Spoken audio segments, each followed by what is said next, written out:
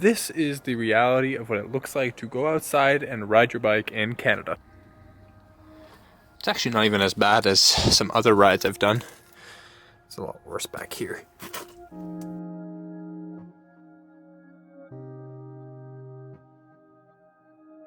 And let's not forget the shoes. So I'm gonna wash my bike, which I guess you'll get to see a little bit of, and then I'll hop inside and we'll talk about today's video topic, which is very interesting, to say the least. The reason it's interesting is because I haven't quite figured out what I'm going to talk about, and so I will update you in about 30 seconds.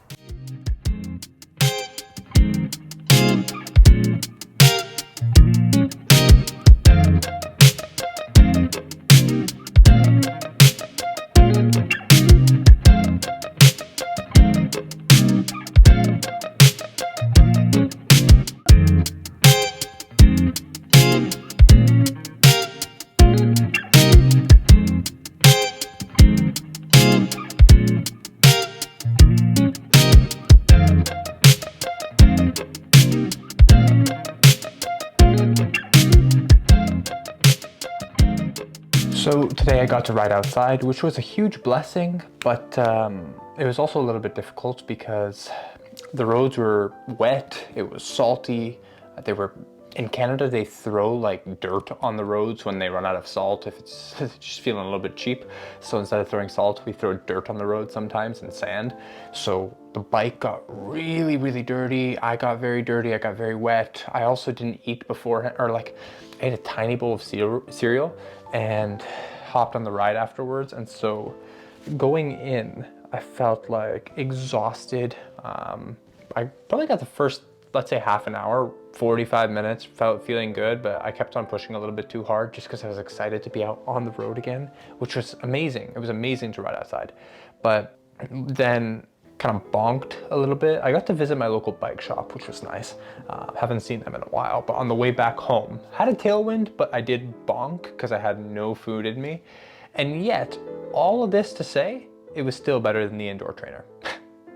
Anyways, I think I'll keep it a little bit more chill today, and we'll do a little bit of a Q&A from clients that have been asking me questions. And so I'll read the question, I'll answer it, and then we'll go to the next one. Just to keep it a little bit more chill. I feel like if I do one of these structured videos every single day, it can get a little bit much. And so maybe today is just a little bit more chill, relaxed, raw. So here's a good one. I don't know if I should play the voice note he sent me. I don't think he'll mind. Let me play it out loud. Oh, I think he speaks Arabic, and I don't think you guys will even understand it if I play it out loud. Essentially, he was asking me, hey bro, how come when I'm going out on my rides, and this is a relatively newer cyclist, so he was like, how come when I'm going out on my rides, I am, I'm pushing the 200 watts and I'm like putting a lot of power and I'm working hard, and then I see someone like cruising past me, like they're not doing anything and they're working very easy and they're going faster than me. So what's going on? And so this is what we talked about. Number one, and if you're like an amateur or pro cyclist, you know this, so you could probably skip this question. But for the more beginner cyclists out there, there's really three things that are influencing the speed that you have on the bike. The first thing that's going to influence the speed is the power that you're putting out. And so we measure that in watts, and we can also look at your cadence as well. The more power you put, the better.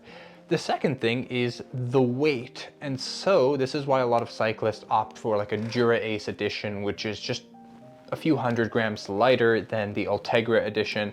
This is why we get really light frames. And this is why pro cyclists are really light, sitting at a very low body fat percentage, because the less weight you have, the more every watt of power takes you. And so literally you have to carry less around. So imagine your power being like horsepower, because it's very similar, and your weight being weight. Now imagine you have 500 horsepower, okay? That's pretty decent horsepower. And imagine you put that 500 horsepower into a very light car. Like let's say, what's a very light car? I had a very light car before. I had a Subaru WRX. So this is like 2001, very old, like Fast and the Furious style WRX. And so we're gonna put a 2001 WRX, very light car. Now imagine that 500 horsepower, you're cruising, you're going very fast. If you take that 500 horsepower, take it out of the WRX and put it into like a big heavy semi truck, you are not going to go as fast even though you're putting in the same amount of power. And so that's essentially what we call power to weight ratio. Again, for the amateur and pro cyclists, you guys already know this. And so every watt of power you put will take you a lot further the less you weigh. Now the third thing here is air, aka aerodynamics and wind. And the reason being, let's stick to the car illustration for a second here. Imagine you are a very aerodynamic Ferrari, and you're in this Ferrari at 500 horsepower and you're slicing through the wind like no problem. You don't have to work as hard to go the same speed versus a less aerodynamic car like a WRX. You know, now this is, but if you have a WRX here and a Ferrari here, the Ferrari is slicing through the air, like it's really aerodynamic. The WRX, even though it has 500 horsepower, it's still like there's a lot more wind resistance. And so aerodynamics makes a huge difference on the bike. That's why we get really aerodynamic frames. You see the new Colnago Y1 RS. It's a very aerodynamic frame because the faster you're going, the more aerodynamic makes a difference. And the more wind resistance makes a difference. And that's the second thing about the aerodynamics is wind. You could be putting 500 watts down going through a headwind and you're going like 30 kilometers an hour, 40 kilometers an hour, whereas you're putting 200 watts down with a tailwind and going the same speed, or even 100 watts down and going the same speed. And I guess like the fourth thing that influences your speed here is gonna be elevation, but like that's obvious. You know, if you're going up, you're working harder because gravity is working against you. If you're going down, gravity is working for you, you're going faster. So really those are the four things. I'm gonna consider three because you can't really control elevation. I guess you can control the route you choose, but those are the three things that you can control. Your power, so getting stronger on the bike, your weight, getting leaner and lighter, and then your aerodynamics, getting into more aggressive positions and postures that you can support. From a fairly new client asking, how often should I be doing my FTP test? Now, for this client, I prescribed a ramp test. The reason for it, and I'm very deliberate with what I prescribe and why. And the reason I gave this client a ramp test instead of a traditional 20-minute FTP test or 2x10-minute FTP test is because I'm not confident in his ability to pace himself. When I reviewed his files and his rides before, it seemed he would very often blow up, kind of like I did today, towards the first half of the ride and not have enough energy in the last half. So pacing is a skill. And before I teach him the skill of pacing, I need to understand what the number is. And so I had a feeling that if I gave him a 20-minute test or even a 2x10-minute, the first 5-10 minutes would be like an all out and then it would drop off significantly after that. So we did a ramp test instead, which gives us the number without the skill. And so he asked, can I repeat this every 2 weeks? I said no. And the reason for it is because 2 weeks is not enough time for us to really see a lot of adaptation. It's not enough time for us to really see the fruit of our labor. Granted, 2 weeks can be a good time. You can see a lot in 2 weeks. You can start to see a little bit more. You're feeling more comfortable on the bike, you're breathing a little bit easier, your neck's not hurting, your lower back's not hurting as much. Like you're getting into a rhythm and a routine and learning how to do the workouts, like skills, picking up skills here and there, and getting used to structured training. But fitness wise, you know, the cardiovascular system, the muscle fibers, the FTP, like the numbers, probably not much is going to happen in 2 weeks. And so I said, no, we'll keep it at around 6 to 8 weeks. And the reason for it is because that takes a little bit more reasonable amount of time for us to actually see the adaptations of the training. The other reason is when we look at periodization and how I structure out training long term, it takes time to see results. And typically the best time to do an FTP test, at least in my experience, is after an adaptation week. And so coming out of a hard week of training, we put a week that's a little bit more chill. Still volume can be a little bit up there, but less intensity, so the body has time to adapt and get stronger from where it was before. And then you come into the next FTP test and power profile test with your fatigue being a lot lower, but your fitness being maintained. And so there's delicate, I always say this, I feel like I say this too much, but balance is important. How's the bike looking back here? I don't know if you guys can even see it. That's okay. Typically we're looking for we're driving up the fitness, but as we're driving up the fitness, the fatigue is shooting high. And then what's going to happen is at some point, fatigue's up here, we're gonna take that adaptation week, and fitness is up here, okay? We'll take that adaptation week, fatigue will drop, fitness will drop a little bit, but not that much. You could even maintain that fitness as the fatigue drops, and then you're better able to express the fitness that you have because the fatigue isn't holding you back. And so 6 to 8 weeks with an adaptation week in there is a little bit more reasonable time to perform that test. Just a question. Okay, that's a good question. Just a question on managing rides. I've been asked to go on a ride with a friend tomorrow before work. Typically those rides are around 90 minutes, nothing strenuous on the roads. Is it better to avoid, or is it okay to fit them in by changing the day of the rides? And like, for example, in the case of tomorrow, I would do the workout session tomorrow and then ride on Wednesday, and then do the workout again on Thursday. I want to prioritize the workouts, so if it is better to stick to the plan, I would do that instead. Okay, so in a previous video, I talked about, I don't know if I posted this video actually yet, I recorded it yesterday, but I talked about different kinds of rides, different kinds of training, like what do you actually find fun on the bike? And so for some people, you guys find training fun. Like you find the progress, you find the journey of training, seeing the numbers go up, seeing your progress, increase, and your FTP go up, and your 1 minute power go up, and all of these things fun. Other riders don't find that fun. They find it boring. Other riders maybe find races fun and like that competition. Other riders like adventure and going out and exploring, and other riders like the social aspect. Now, from my experience, I've only been working with this specific client for 2 weeks now. From my experience, it seems to me like he is someone who likes the numbers, someone who likes the statistics, likes to see like the numbers go up, likes the journey of improving, and he prioritizes the workout above social rides and stuff like that.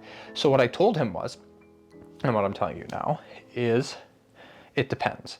If for you're going on those social rides and you find genuine pleasure and enjoyment in them, it is a good time for you to connect with a friend or a coworker or colleague or whatever it is, and it's not going to be too strenuous. That's not going to take away from the training, because I know for him training is a priority. He even mentioned that. Then I said go ahead.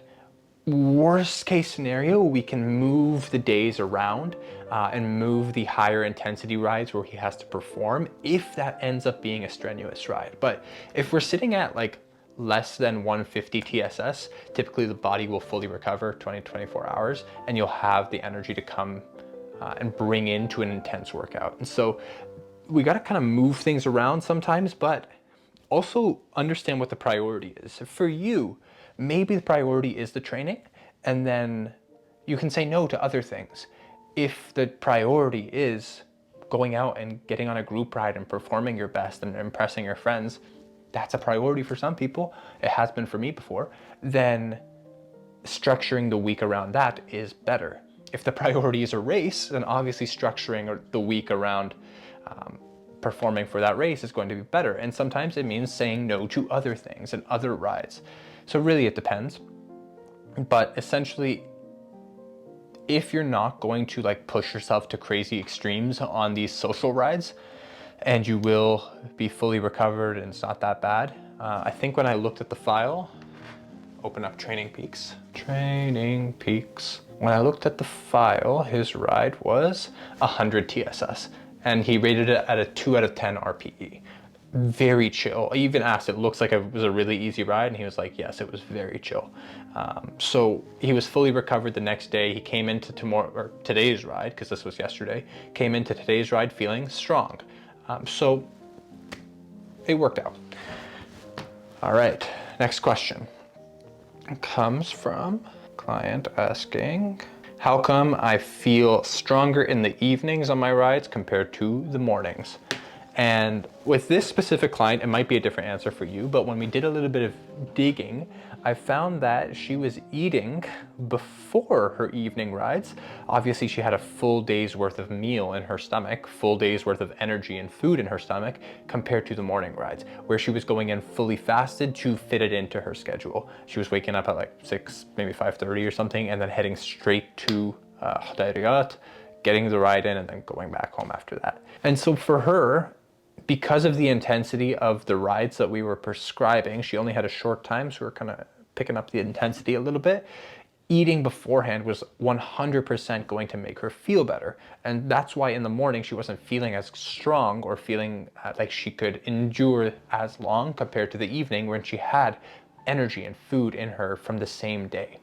Now, granted, not everyone can afford an evening ride. If you're like me, I personally don't like riding in the evening.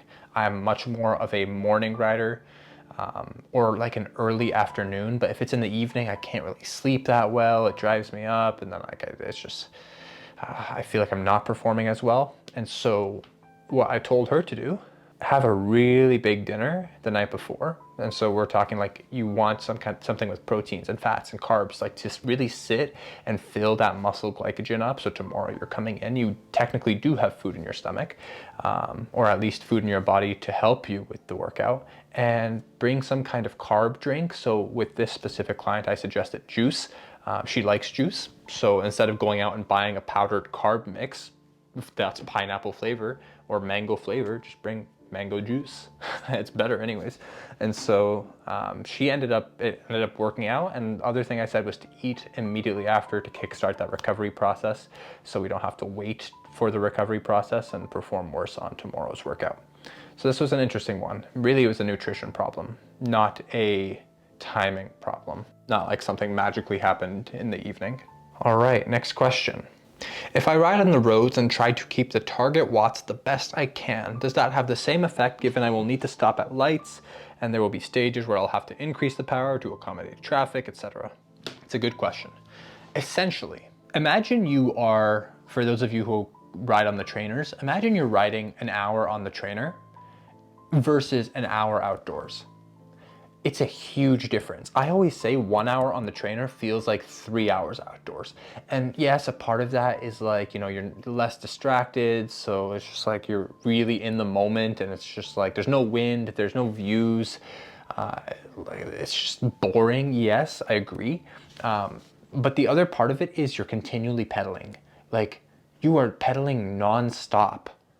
If you are stopping, I don't know why you'd be stopping. Like maybe it's to take a quick break or get a snack or use the washroom, but like you are pedaling nonstop for that hour. Whereas if you are on the road, and we're talking like actual road cycling, not if you're in the UAE watching this and you're on your cycling tracks, this doesn't really count.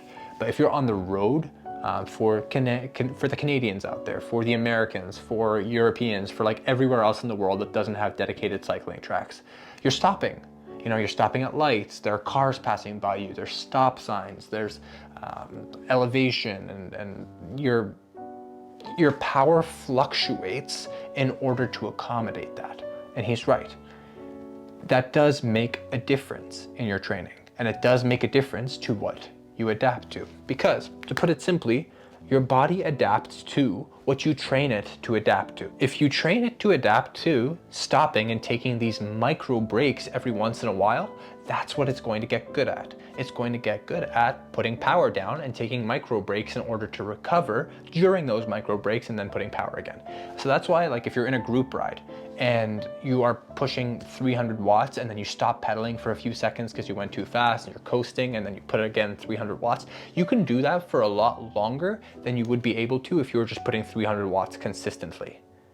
Because you're taking breaks, you're taking recoveries. If you're on the road and you're putting 300 watts down and then you come up to a stop sign or you come up to a red light and you're sitting at a red light for half an hour, what feels like half an hour, you're sitting at a red light for 1 minute, you just got a minute of recovery. And that's not active recovery, that's like passive recovery. You got a full minute to get your heart rate down, you're not doing anything, you're just standing there. Like that is a long time to recover, and your body is going to adapt to that. It's going to adapt to that kind of stimulus. Granted, some of us don't have an option. Some of us need to ride outside, and we need to ride in these conditions. That's all we have. And if that's the case, that's the best you got, that's fine. But if you do have the option to be riding on a cycling track versus the road, depending on, again, priorities, I would always choose the cycling track because, not always, again, adventure, priorities, blah, blah, blah, but if you're looking for a controlled environment to get your workout in and give your body the best stimulus that it needs to adapt to, the track or the indoor trainer or even a really solid climb is always going to give you something better than stops and stops and starts and stops and starts. Unless, of course, you're trying to adapt to starts and stops, like if you're racing crits.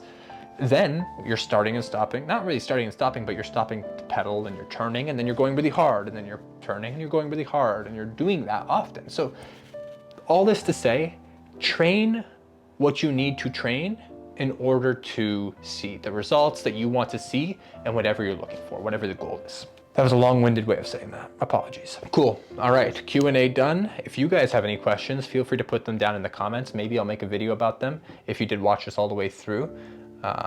If you want to work with me one-on-one, I would love to. I answer questions like this all day long. Link in the description to set up a game plan call with me where we can just get on the phone, see what you're actually, where you are right now in terms of cycling, where you want to be, what's stopping you from getting there. If I can actually help you and you like what you hear at the end of the call, then I'll make an offer.